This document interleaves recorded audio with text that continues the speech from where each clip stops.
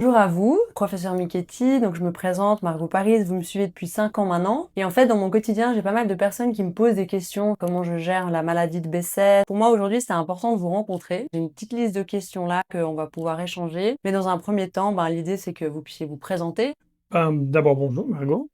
Merci de m'inviter à parler aujourd'hui. J'ai commencé, j'ai fait comme tout le monde, j'ai fait de la médecine sans savoir très bien où ça allait me mener. Et finalement, mon parcours de recherche, mon parcours de thèse, etc., m'ont amené à mélanger immunologie et gastroentérologie. D'abord sur le plan expérimental, en travaillant sur le développement de vaccins pour l'immunité digestive. Puis ça m'a amené aux maladies inflammatoires de l'intestin. J'ai eu la chance d'avoir un parcours certes long mais intéressant. J'ai fait mon postdoctorat de sciences à Harvard après avoir fait mes études à Lausanne. Je suis revenu à Lausanne faire la gastro. J'ai eu la chance d'être de nouveau recruté à Harvard comme prof, où j'ai enseigné plusieurs années avant d'être nommé chef de service du CHUV. Et maintenant, vous êtes au centre de gastroentérologie à Voilà. Lausanne.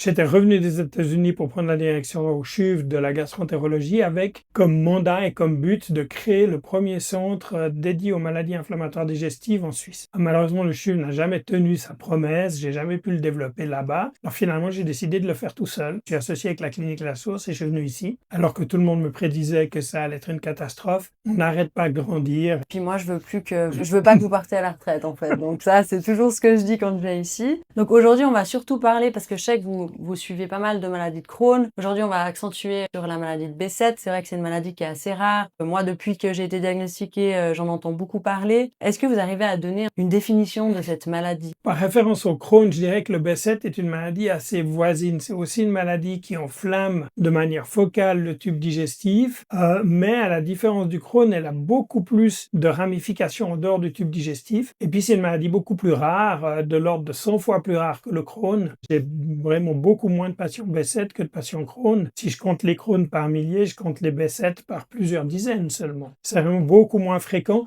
chez nous, parce que c'est une maladie qui est très fréquente en Asie mineure. Behçet était d'ailleurs un médecin turc. C'est là-bas que ça a été décrit en premier, et c'est vraiment tout. Même la Turquie, c'est plutôt l'Est de la Turquie, l'Irak, la Syrie, où là, il y a beaucoup de patients, et là-bas, en fait, ils diagnostiquent plus de Behçet que de Crohn. Ce qui indique différentes choses. Ça indique d'abord qu'il y a une base génétique. C'est des populations qui sont prédisposées.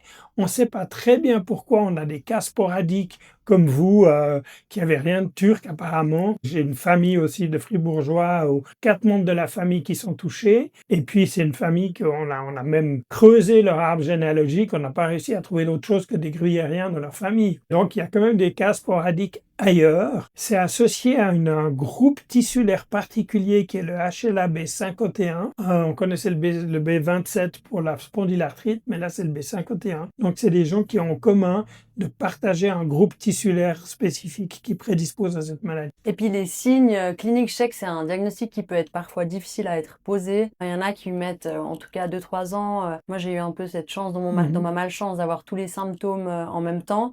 La triade de symptômes typiques, c'est des aftes qui se trouvent dans la bouche, qui se trouvent sur les muqueuses génitales et qui se trouvent dans le tube digestif. On appelle ça une aphthose tripolaire parce qu'elle a 3 pôles avec des aftes. Quand on a ça, on est presque sûr qu'on a le diagnostic. Mais ça s'arrête pas là, ça fait des atteintes oculaires sous forme d'uvéite et ça peut, le plus grave du Behçet, c'est que ça peut faire des lésions dans le système nerveux central, dans le cerveau. C'est pour ça qu'il est important de la traiter. Tout le monde va pas faire une atteinte cérébrale, mais ceux qui font une atteinte cérébrale, alors ça se met à se comporter un peu comme une sclérose en plaques. Donc c'est vraiment pas rigolo. Alors l'atteinte cérébrale, tout à coup il y a une zone du cerveau qui s'enflamme puis qui dysfonctionne. Alors ça peut mimer un petit AVC avec un trouble moteur ou sensitif. Ça peut être tout à coup une perte de vision focale. Ça peut être une perte d'une autre fonction, des troubles d'équilibre. Souvent, quand il y a une poussée dans le cerveau, ça fait des très forts maux de tête. Il y a différents signes, mais finalement, c'est très difficile de savoir ce qui se passe dans un cerveau. Donc, le test à faire, c'est une IRM cérébrale. Avec cette IRM, on peut voir justement s'il y a Behçet ou pas. Alors là, on peut voir des lésions compatibles avec, parce que les IRM montrent toujours des images indirectes des choses. Puis on va pas aller faire des biopsies cérébrales quand même. Donc c'est compatible avec. Et si quelqu'un justement a une aphthose bipolaire ou tripolaire, plus des troubles neurologiques avec des lésions focales à l'IRM, alors là, clairement, ça fait un tout et on parle d'un Behçet sans hésiter. Vous avez parlé d'une famille à Fribourg qui avait c'était plusieurs à avoir la maladie de Behçet. Est-ce que c'est une maladie qu'on pourrait dire héréditaire ou pas? Alors, elle est un peu comme le Crohn. Le risque de transmettre ça à la génération suivante, il est clairement augmenté par rapport au risque qu'aurait un enfant lambda de développer la maladie, Mmh. mais c'est pas du tout une hérédité stricte comme la couleur des yeux ou des hémophilies où vraiment chaque enfant va être hémophile. Là, c'est un risque accru de l'ordre de 5 fois. Et si vous avez une maladie qui frappe une personne sur 5000, puis vous augmentez de 5 fois la fréquence, ça reste quand même beaucoup plus faible que des maladies vraiment directement génétiques. Avec une maladie B7, on peut, amener à bien une grossesse qui a un problème sur la fertilité. Alors, toutes les maladies inflammatoires ont ça en commun, surtout chez la femme, mais aussi dans une moindre mesure chez les hommes, mais surtout chez la femme. Une femme qui présente une maladie inflammatoire, elle va pas être fertile. Elle va éventuellement ovuler, mais elle va souvent même pas ovuler. Et si elle ovule puis qu'elle féconde son ovule, elle aura beaucoup de peine à implanter cet œuf fécondé dans son utérus parce que l'inflammation n'est pas propice à la nidification de l'œuf dans l'utérus. On sait que dans le B7, mais aussi par analogie avec le Crohn et avec ces autres maladies, la polyarthrite ou d'autres, il faut mettre les femmes en rémission avant le projet grossesse. Et puis, comme je dis, il y a un très faible risque de transmission. Donc, si vous avez un risque de transmission de l'ordre de 0,2%, ça veut dire 99,8% de chance d'avoir un enfant parfaitement normal. Donc, c'est quand même jouable. Moi, je pense que ça vaut vraiment la peine, si les gens ont envie de procréer, qu'ils ne soient pas frustrés de Mmh. cette chose-là. Mais c'est important que ces femmes soient préparées pour leur grossesse, un peu comme on prépare un marathonien. Il faut au mois -6, on fait ça, au mois -3, on fait ça, et comme ça, on est prêt. Et il faut un bon traitement, avoir stabilisé la maladie, être sûr qu'il n'y a pas du tout de micro-carences, fer, vitamine B12, etc. Être bien sûr d'avoir bien contrôlé un peu tous les angles, puis à ce moment-là, la grossesse se passe bien. Alors que si on fait une grossesse un peu à l'arrache, eh ben, avec une maladie active, dès que la femme est enceinte, ben, la plupart des médicaments, on va plus pouvoir les utiliser. Mmh. Donc, elle va être avec sa maladie active qui pourrait se péjorer. Elle va faire un risque accru de fausse couche. Ça risque de mal se passer. Il ne faut pas faire des choses dans le mauvais sens. Pas se dire, je tombe déjà enceinte, puis après on verra. Ça, c'est OK. pas le bon plan. C'est vrai que pour, les femmes qui ont des maladies et qui ont un diagnostic qui est posé et moi la première, hein, ça a été une des premières questions que j'ai posées, à l'hôpital: «Est-ce que je vais pouvoir être maman un jour?» Mhm. Donc c'est vrai que ça peut être rassurant. Là, du coup, on parle de traitement. Moi, ça fait, 5 ans que je suis suivie chez vous. J'ai de la chance d'avoir un traitement qui répond bien. J'ai des injections d'Inflectra, toutes les 7 semaines maintenant. Il existe plusieurs traitements. Enfin, comment ça se passe? On traite le B7 en grande partie par analogie à la maladie de Crohn, avec cette différence qu'il y a l'atteinte cérébrale qu'il faut pouvoir gérer et contrôler en plus. Mais ça reste une maladie inflammatoire qui dépend du TNF, ce médiateur d'inflammation dans le corps. Et c'est pour ça que les anticorps anti-TNF, comme l'Inflectra, ont été représentés une magnifique révolution pour ces malades. Autrefois, on utilisait plutôt des immunosuppresseurs comme l'azatioprine ou l'Imurec, voire le méthotrexate, mais le méthotrexate, il n'est pas grossesse compatible, alors on l'utilise moins parce que c'est quand même des maladies qui touchent souvent des gens jeunes. On a maintenant encore d'autres anti-TNF et d'autres anticorps qui sont arrivés, qui ont complété notre arsenal thérapeutique. Dans le B7, il y a aussi un médicament qui s'appelle la colchicine, qui est un très vieux médicament qui a été développé aussi pour la goutte et pour d'autres atteintes. Ajouter un peu de colchicine, en tout cas durant les crises, peut vraiment aider à calmer la maladie. Certains patients doivent même rester avec des petites doses de colchicine en plus d'un traitement comme l'Inflectra. Et puis dans les effets secondaires, donc moi j'ai déjà entendu des amis à moi qui ont la maladie de Crohn, pas forcément B7, qui ont justement dû changer de traitement parce que ben, le corps, au bout d'un moment, s'y habitue. C'est un des risques. C'est un des risques. Il n'y a pas de bonnes statistiques parce que le B7 est trop rare. Donc, pour faire des grandes cohortes de patients B7, il faudrait aller dans des pays où malheureusement il n'y a pas des systèmes de santé suffisamment structurés pour pouvoir tirer des bonnes statistiques. Si on pouvait aller en Syrie ou en Irak, on aurait assez de patients pour faire des statistiques, mais ils sont malheureusement avec des systèmes de santé assez peu performants pour eux. Chez nous, on n'a pas assez de cas pour faire des bonnes statistiques, mais on a quand même l'impression que le B7 et les anti-TNF sont des meilleurs amis entre eux qu'avec le Crohn. Dans le Crohn, on a 10 à 15% des gens qui vont perdre la réponse chaque année. Donc, on doit tout le temps trouver des nouvelles solutions. Alors que le B7, j'ai des tas de patients B7 qui ont un traitement qui a bien fonctionné et qui le gardent et qui ont le même depuis 7, 8, 10 ans. Et on a beaucoup moins ce problème de perte de réponse. Ça existe parce qu'une partie des pertes de réponse sont liées à d'autres facteurs que la maladie elle-même. On peut s'immuniser contre l'inflectra, on peut y devenir allergique.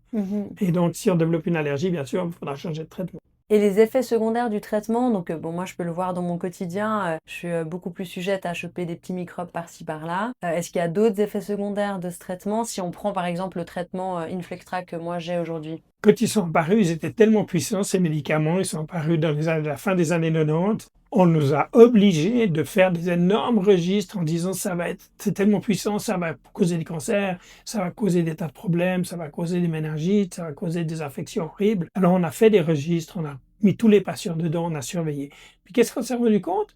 On s'est rendu compte qu'il y avait 3 fois moins d'infections qu'avec la cortisone, qu'il y avait 2 fois moins d'infections qu'avec les immunomodulateurs, et puis que les immunomodulateurs qui causent des cancers, il n'y a toujours pas eu des cancers liés à l'Inflectra. Donc finalement, de diables, ils sont devenus plutôt des anges, et on les considère plutôt actuellement comme des médicaments vraiment sûrs. On a plus de 20 ans d'expérience. On laisse les femmes enceintes sous ce traitement, elles accouchent sous traitement, elles allaitent sous traitement. Donc, c'est vraiment des médicaments maintenant qu'on considère vraiment sûrs d'emploi. Mais il est vrai que ça diminue pas vraiment l'immunité, ça diminue la capacité à répondre à une infection.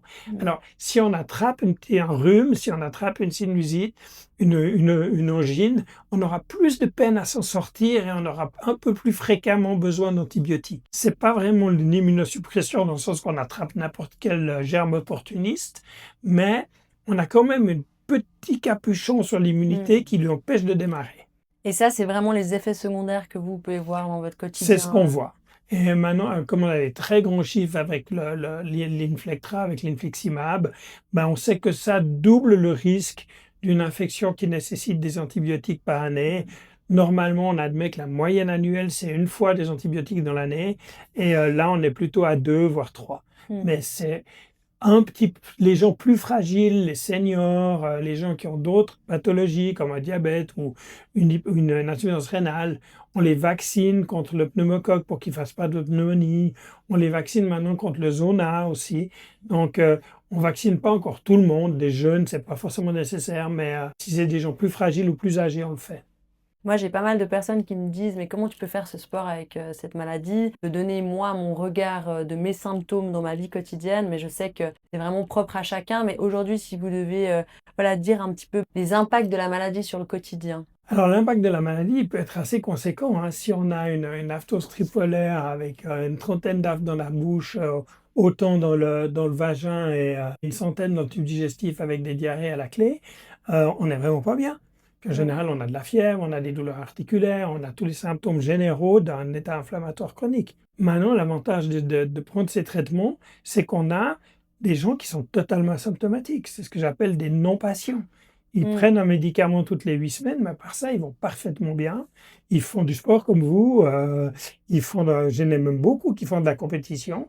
Et je pense qu'ils en tirent même un tout petit avantage, il ne faut pas dire ça aux agences antidoping, mais ça les prémunit des inflammations de tendons, des inflammations articulaires, et je pense qu'ils ont un petit anti-inflammatoire à bord qui les aide pour leur sport. Justement, on va y venir, c'était la question que j'avais. Vous avez parlé plusieurs fois de grands sportifs, je crois, un judoka. Vous aviez suivi, dites que c'est possible en fait, même avec une maladie, ça donne de l'espoir. En tout cas, moi, ça m'a donné de l'espoir de me dire qu'il y a des personnes qui ont une maladie auto-immune et qui font du sport. Mais alors, j'avais un gars qui n'était pas un judoka, mais juste à côté, il faisait du jiu-jitsu, mais il a quand même fait une médaille de bronze européenne. Le même, il a fait du single lift, il a été champion d'Europe. J'ai un cycliste qui été 4e au Tour de France à l'époque, tous sous anti-TNF, avec une santé qui était vraiment impeccable, hein. Moi, je suis pas capable de finir une seule étape d'un Tour de France, même une étape de plat. Donc il y a vraiment un côté bénéfique à faire du sport quand on a une maladie auto-immune. Je pense qu'il y a en tout cas pas de contre-indication à en faire. Je pense que de faire du sport, c'est de toute façon une bonne idée pour la santé. Je pense que c'est pas facile de vivre avec une maladie comme ça. On est jeune, on est sorte puni par le destin d'avoir une maladie